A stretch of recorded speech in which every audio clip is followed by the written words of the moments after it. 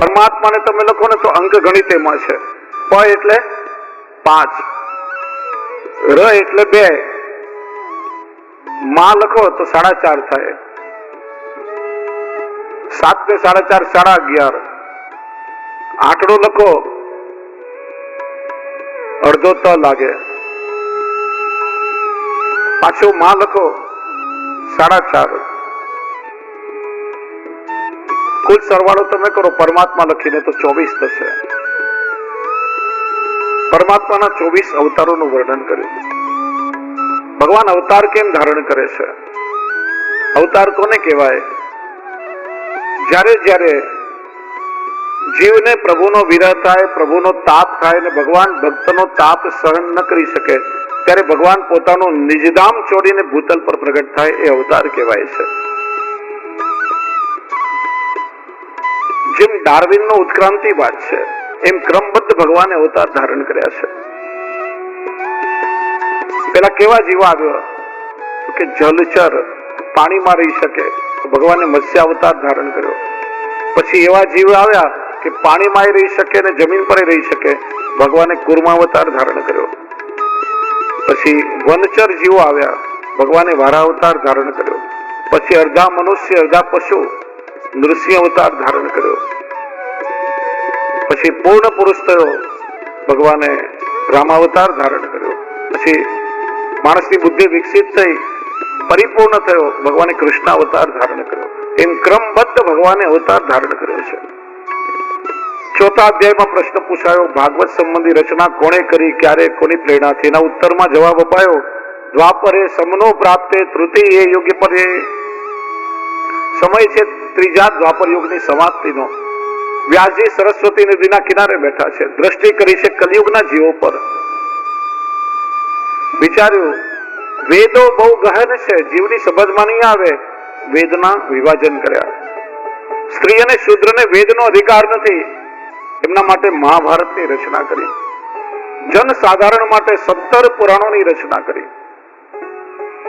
બધા જ જાણે છે કે નારદજી આવી વ્યાસજીને ભાગવતનો ઉપદેશ આપ્યો, પછી ભાગવતની રચના થઈ. પણ એક પ્રશ્ન થાય કે વ્યાસજી જો ભાગવત જાણતા ન હોય, પુરાણો તો પેલા લખાઈ ગયા છે.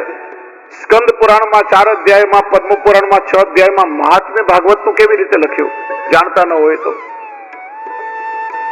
તો વ્યાસજી ભાગવત જાણતા હતા પણ હજી સુધી ગુરુના મુખથી શ્રવણ કર્યું નથી. ભાગવત એ ભગવત વાણી છે, ભગવતા પ્રોક્તમ ઇતિ ભાગવતમ. જ્યાં સુધી ગુરુની કૃપા ન થાય ત્યાં સુધી ભગવત વાણી જીવની સમજમાં ન આવે.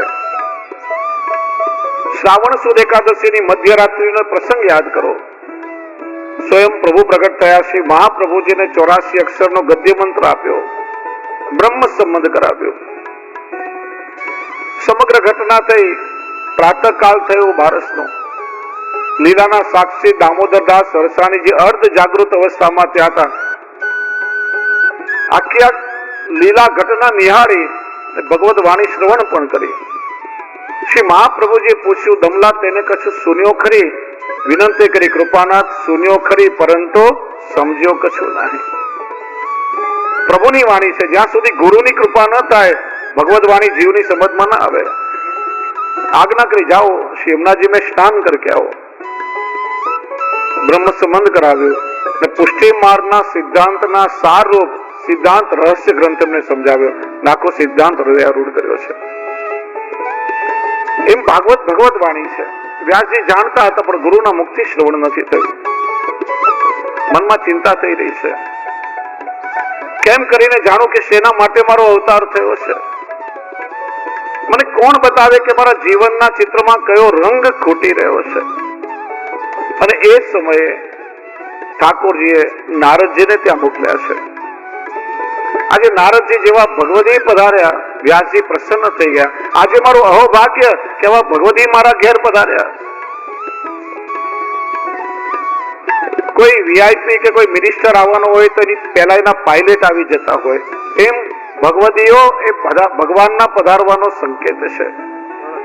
આજે ભગવદીઓ પધાર્યા તો પાછળ પાછળ ચોક્કસ ઠાકોરજી મારા ઘરે પધારશે. આસન બેસો, આસન આપો, જલ જલનું પૂછો, કદાચ બહાર નહીં પીતા હોય તો ના પાડશે, પૂછવામાં શું વાંધો? એટલે તમારા ઘરનું જલ કોઈ ભગવતીએ લઈ લીધું તો તમારો બેડો પાર થઈ જશે. મધુર વચનોથી સ્વાગત કરો અને જે કઈ ઠાકોરજીને ધર્યું હોય, લીલો મેવો, સૂકો મેવો, દૂધગરમ, સકડી સકડી, એ ભગવત પ્રસાદથી વૈષ્ણવનું સમાધાન કરો.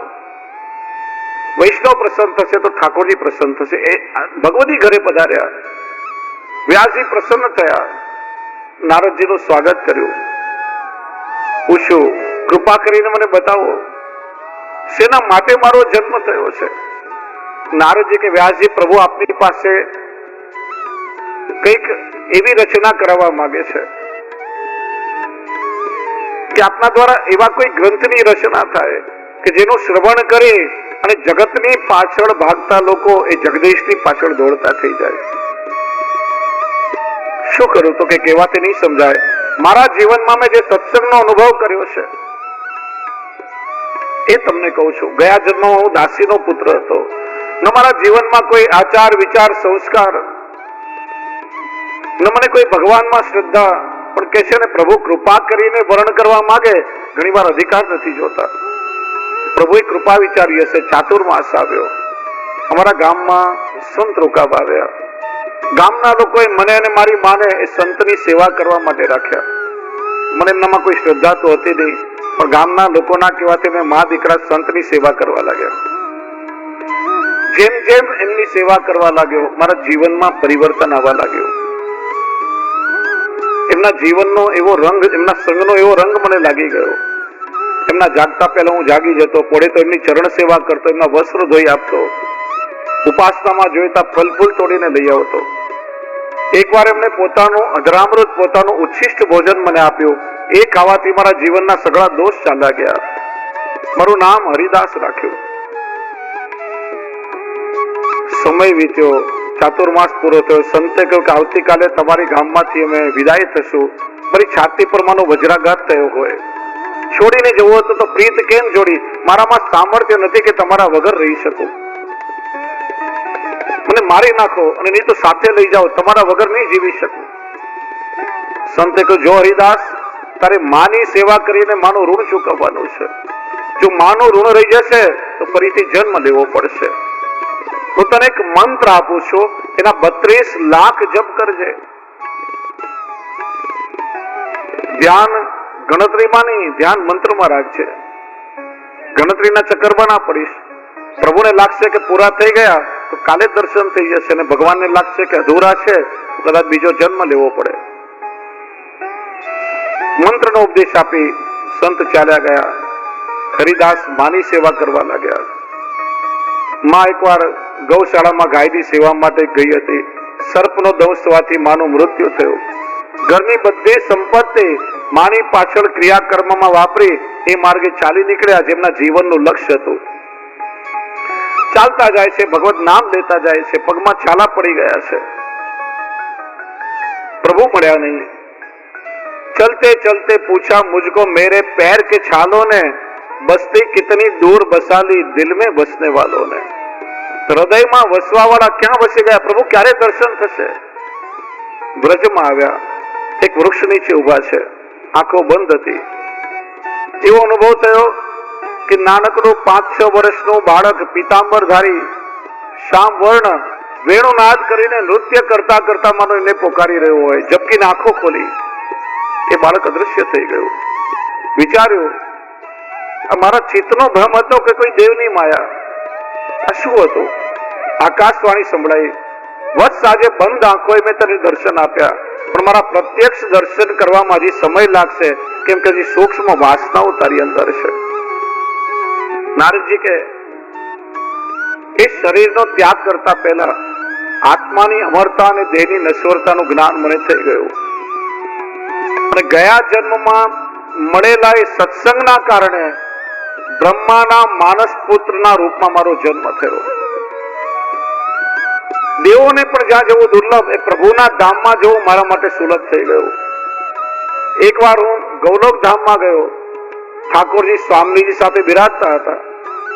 સ્વામીજીએ મારા હાથમાં એક વીણા આપીને આજ્ઞા કરી, હે નારદ, આ મધુર વીણા લઈને તું સર્વત્ર વિચરણ કર, ભગવત ગુણગાન ગા અને મારી લીલાથી વિખૂટા પડેલા જીવોને વીણી વીણી પાછા મારા સુધી પહોંચાડ. નારદજી કે ત્યારથી આ વીણા વગાડીને હું સર્વત્ર વિચરણ કરું છું અને પ્રભુથી ભટકેલા જીવોને હું સદમાર્ગે વાળી પાછા પ્રભુ સુધી પહોંચાડું છું. માટે હે વ્યાસજી, આપના દ્વારા એવા કોઈ ગ્રંથની રચના થાય કે જેનું શ્રવણ કરી જીવોની સંસારની આસક્તિ છૂટે અને પ્રભુમાં આસક્તિ થાય. શું કરું કે સમાધિમાં બેસો અને જે લીલાનો અનુભવ થાય એ રચના કરો. નારદજીનો ઉપદેશ મળ્યો. વ્યાસજી સમાધિમાં બેઠા, પ્રભુની લીલાઓનું દર્શન થવા લાગ્યું. ગણેશજી લહિયા બનીને લખવા માટે બેઠા, વર્ણન કરતા જાય છે, ગણેશજી લખતા જાય છે. ભાગવતની રચના થઈ. વલ્લભ એટલે ભાલા. વ્યાસ